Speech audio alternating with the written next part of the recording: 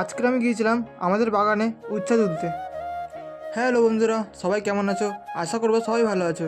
আর আমি তোমাদের প্রণতোষ, আর আমি এখন যাচ্ছি উচ্ছে তুলতে। আর মার বাবা আগে চলে গেছে। চলো বন্ধুরা, দেখা যাক আজকের কত উচ্ছে হয়। আর বন্ধুরা, আমি গিয়ে দেখি বাবা মা অনেকটা উচ্ছে তুলে ফেলেছে। আমি ভাবছিলাম আমি এত দেরি করে এলাম, মা আবার বকবে না তো আমাকে। আর ওই তো আমার মা উচ্ছে তুলছে। তারপর দেখি মা আমাকে কিছু বললো না, তারপর আমিও উচ্ছে তুলতে লাগলাম। চলো বন্ধুরা, দেখা যাক আজকের কত উচ্ছে হয়।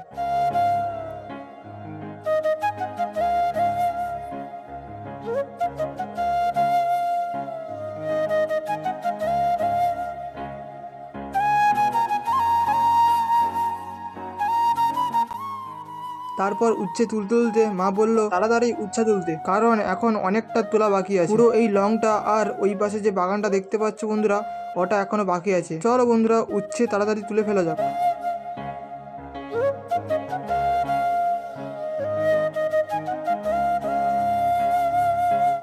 আর তোমরা হয়তো ভাবছো আমি এতক্ষণ উচ্ছে তোলার পর আমার ব্যাগ এতটা খালি কেন? কারণ আমি যে ব্যাগটা ভর্তি করেছিলাম সেটা বাবা নিয়ে চলে গেছে, আর বাবা আমাকে এই ব্যাগটা দিয়ে গেছে।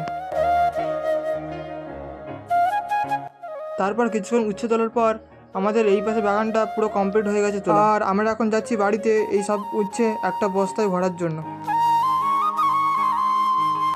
শুধু ওই বাগানটায় উচ্ছে তুলে এই 2 বস্তা উচ্ছে হয়েছে বন্ধুরা। তোমরা ভাবো আরও এখন একটা বাগান আছে, ওটা তুললে আরও কটা বস্তা হতে পারে। চলো বন্ধুরা, দেখা যাক আর একটা বাগান তুলে কটা বস্তা উচ্ছে তোলা হয়।